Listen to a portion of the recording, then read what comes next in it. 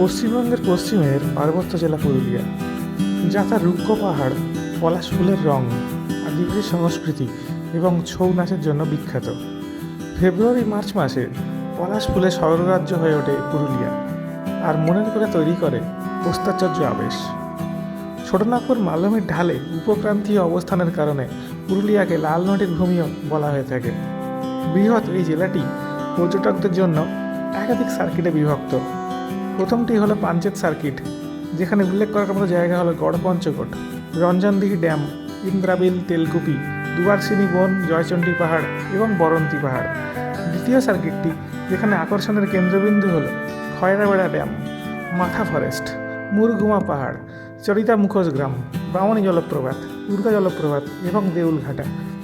তাই এমনই এক বসন্তের সন্ধ্যায় আজ আমার গন্তব্য স্বপ্নে ঘেরা রহস্যে মোড়া এই জেলাটি, আর সঙ্গে থাকছে নৌকা বিহার আর মায়াবী সন্ধ্যায় আদিবাসী ঝুমুর নাচ, আরও কত কি।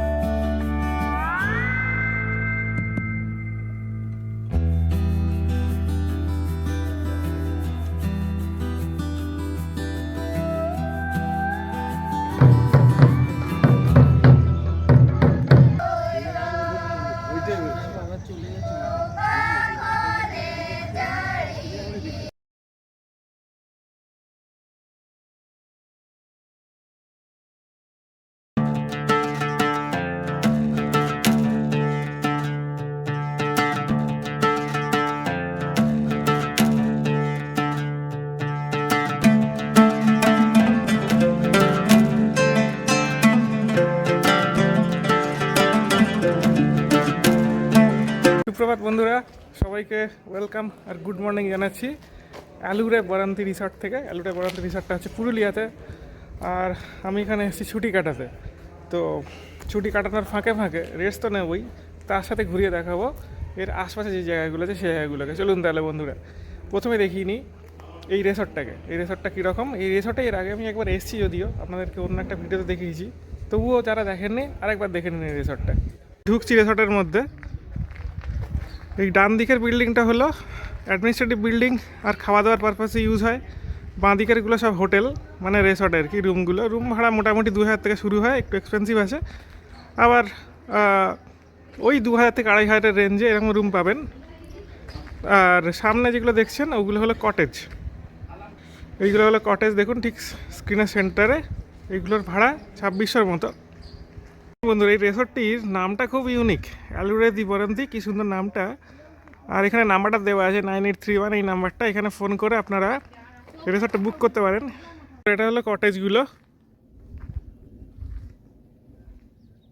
এই কটেজে আমি একবার ছিলাম, সেটা আপনারা যদি দেখে থাকেন আরেকটা ভিডিওতে দেওয়া আছে। এইগুলো হলো কটেজ, তাও একবার দেখে নিন। ভালোই ফেসিলিটি আছে কটেজের ভেতরে, যদিও সব তালা মারা, আমি ঢুকতে পারছি না। ওর ভেতরে ডবল বেড দেওয়া থাকে, ফ্যান দেওয়া থাকে গরমকালের জন্য, আর কি বলে, টেবিল থাকে, আলমারি থাকে, এবং টয়লেটের সুব্যবস্থা আছে ভেতরে।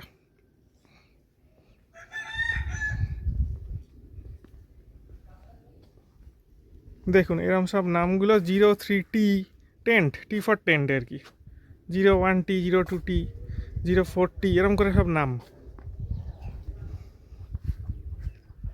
আর এইদিকে ছিল এন্ট্রি গেটটা, আর এইদিকে দেখে ব্যাকগ্রাউন্ডে পাহাড়।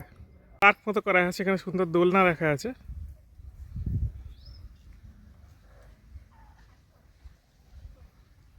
আলুরে দি বরান্তি রিসর্টটার খুব কাছে, সবথেকে কাছে যে ট্যুরিস্ট ডেস্টিনেশনটা, সেটা হলো পঞ্চকোট, গড় পঞ্চকোটের পাহাড়।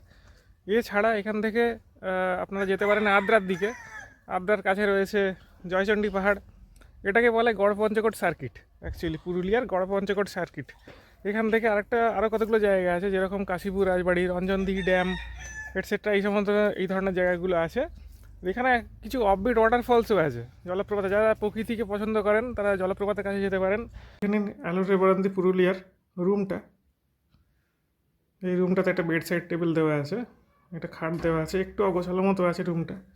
এদিকে একটা খাট আছে এইটা, আর এখানে রয়েছে একটা সুন্দর আলমারি। এই হলো টয়লেটটা, সুন্দর ছিমছাম টয়লেট, খুব পরিষ্কার পরিচ্ছন্ন। আসতে গেলে সবচেয়ে সহজ আসার উপায় হলো আসানসোল দিয়ে আসা। কিভাবে আসবেন এখানে সেটা আপনারা এক ঝলক দেখে নিন। আমি কিভাবে আসানসোল এখানে এসে পৌঁছালাম, কালকে রাত্রে এসে পৌঁছেছি, কোন বাসে এসেছি, কিভাবে এসেছি সব কিছু দেখুন। সেই যাত্রার কিছু সুন্দর ফুটেজও দেখুন। এবং তারপরে গাড়ি করে আমরা আসানসোল থেকে এখানে এসে পৌঁছেছি।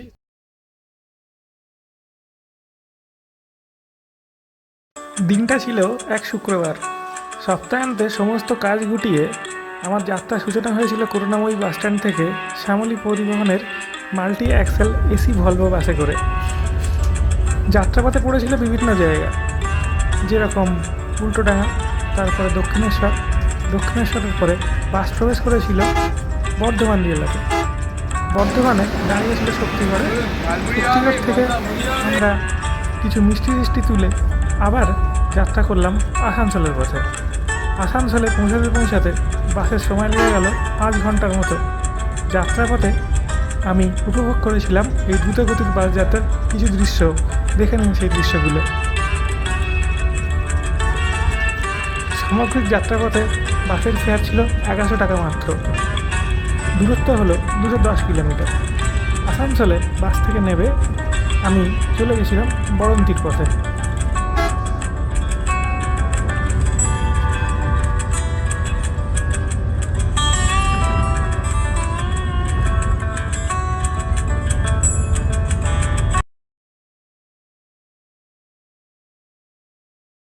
তো বন্ধুরা, এখন আদ্রার পথে যাচ্ছি। আদ্রার থেকে আমরা যাব রঞ্জনদিঘি ড্যাম দেখতে। রঞ্জনদিঘি ড্যামটাকে বলে পুরুলিয়া সুন্দরবন, এই অঞ্চলটাকে, কিন্তু কেন বলে আমি জানি না।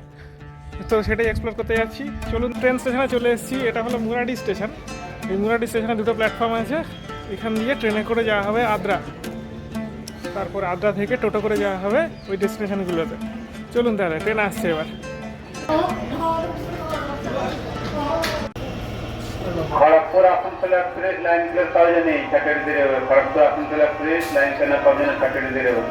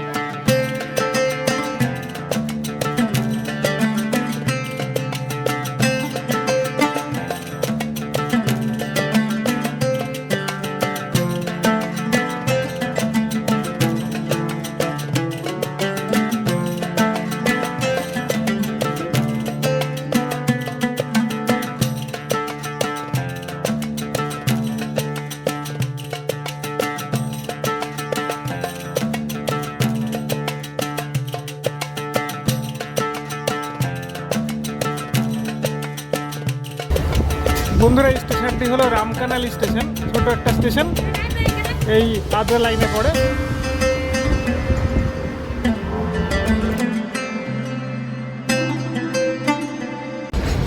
বন্ধুরা, এই মুহূর্তে আমরা জয়চণ্ডী পাহাড় স্টেশনটি ক্রস করছি। দেখুন, দূরে 3টে পাহাড়ের রেঞ্জ দেখতে পাচ্ছেন। এই 3টে পাহাড় হলো জয়চণ্ডী পাহাড় বলে। মাথায় দেখবেন একটা মন্দির রয়েছে। এটা কিন্তু একটা ট্যুরিস্ট ডেস্টিনেশন, যদিও এখানে আমরা নামছি না।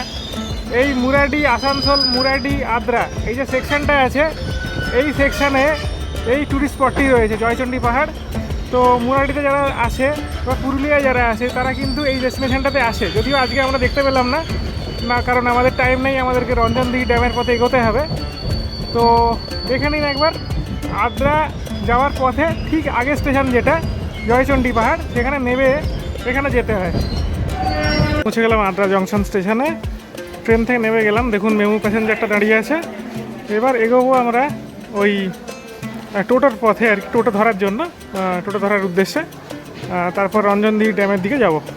করে উপরে আসা হলো বন্ধুরা, এবার আস্তে আস্তে স্টেশন থেকে বেরিয়ে যাবো। এই দেখুন, এটা হলো এক্সিট। ওই এক্সিট দিয়ে বেরিয়ে যাবো, নিচে টোটো দাঁড়িয়ে থাকে, ওই টোটোগুলোকে ধরবো। বন্ধুরা এখান থেকে টোটো পেয়ে গেলাম আদ্রা স্টেশনের ঠিক বাইরে থেকে। এই টোটোটা আমাকে নিয়ে যাবে কাশীপুর রঞ্জনদি ড্যামে। আর এই টোটো ভাড়া হচ্ছে আপ ডাউন, পুরোটা নিয়ে রাউন্ড ট্রিপ আদ্রা ব্যাক 800 টাকা।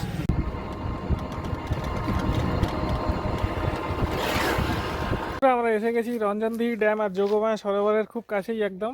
পেছনে দেখছেন এখানে সোনাঝুরির জঙ্গল রয়েছে আমার পেছনে ব্যাকগ্রাউন্ডে। এইবার এই যে জায়গাটা টোটো দাঁড় করালো, এখান থেকে আমরা চলে যাবো আস্তে আস্তে ড্যামের দিকে। ওখানে দেখবো নৌকা বিহার করা যায় কিনা, কারণ বোটিং করার খুব ইচ্ছে আছে আমার। লেখা আছে যোগমায়া সরোবর, রঞ্জনদি ড্যাম, কাশীপুর, পুরুলিয়া। এটা অফবিট পুরুলিয়া। দেখুন, এটা হলো মোবাইল নাম্বার দেওয়া আছে, এখানে যোগাযোগ করেও আপনারা আসতে পারেন। আর এখানে একটা রিসর্ট আছে, রিসর্টটা ঠিক না, হোটেল মতো আছে।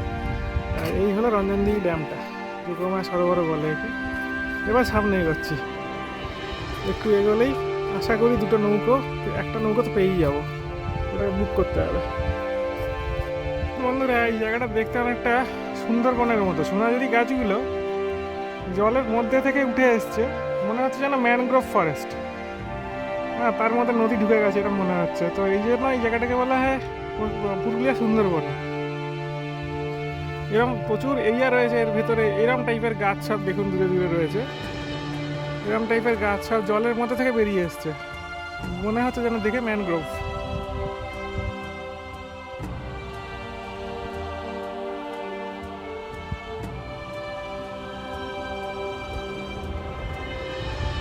ড্যামের পাশে বন্ধুরা অনেকক্ষণ ধরে আমরা ঘুরে বেড়াচ্ছি, মানে আমি ঘুরে বেড়াচ্ছি আর কি, কিন্তু বোটিং করে যারা তাদের এখনো দেখা মেলেনি। এইটা একটা সমস্যা আজকে। এইখানটাতে সমস্ত বোটিং হয়, এখানে লোকের ঘোরার জায়গা, বসার জায়গা, প্রদীপ এখানে জ্বালায় লোকে, শুনেছি এই ধরনের জিনিস এখানে করা আছে, ব্যবস্থা করা আছে। আর ওইখানটা থেকে বোটিংটা হয়। বোটিং শুরু হয়ে গেল, আমরা অনেক কষ্টে ভাইকে পেয়েছি এবং বোটিং করতে পেরেছি। তো দেখছেন আমাদের পেছনে জলরাশি, বিস্তীর্ণ জলরাশি, কি সুন্দর লাগছে, দারুণ ফিলিং।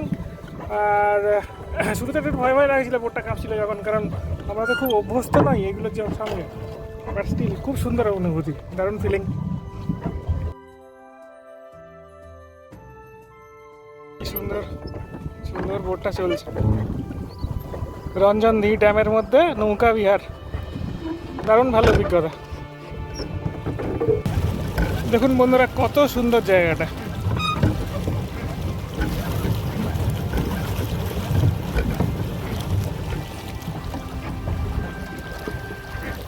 বন্ধুরা সারাদিন ঘোরাঘুরির পরে এখন একটু রেস্ট নিচ্ছিলাম রিসর্টে এসে, আলুরা বরান্তি রিসর্টে এসে। তো দেখলাম যে নিচে এরকম একটা গ্রুপ প্রিপেয়ার করছে ছৌ ঠিক না, এটা হলো লোকাল ড্যান্সের জন্য, মনে হচ্ছে এটা ঝুমুর ড্যান্স। তো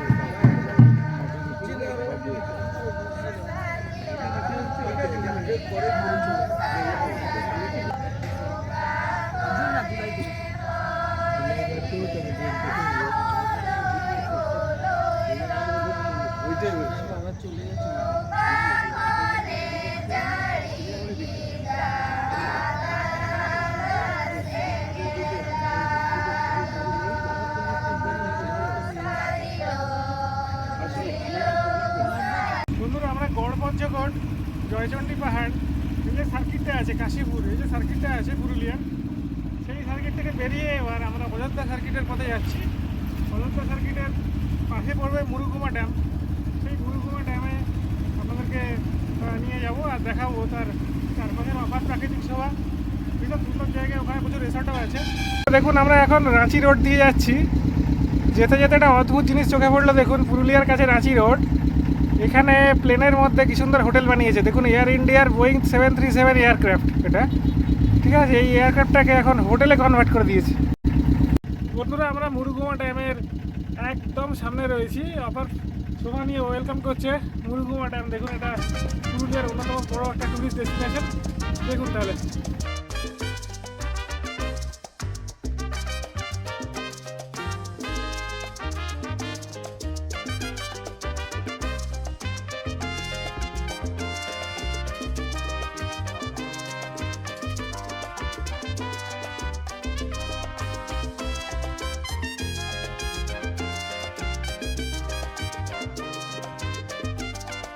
বন্ধুরা মরুগুমা থেকে তৈরি হয়েছে বিভিন্ন ধরনের ইকো রিসর্ট, তার মধ্যে পলাশ বিতান ইকো রিসর্টটা একটা।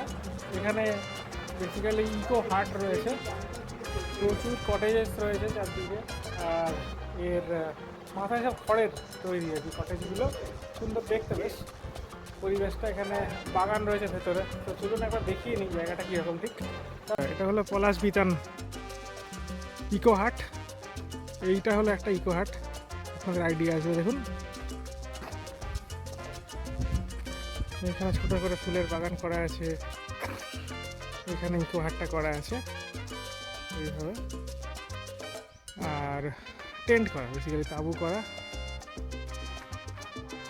এইদিকে ফুলের বাগান করা আছে, দারুণ সুন্দর বাগান। ওইটা হলো খাবার জায়গা, আর এটা হলো জাস্ট আড্ডা মারার জায়গা এদিকটা। বন্ধুরা পুরুলিয়া এপিসোডে অনেকগুলো জায়গা আপনাদেরকে দেখালাম, এই জায়গাগুলোতে আপনারা অবশ্যই আসবেন। আর এর পাশে পাশে অনেক থাকার জায়গা হয়ে গেছে, এখন সমস্ত জায়গাতে ইকো রিসর্ট হয়ে গেছে।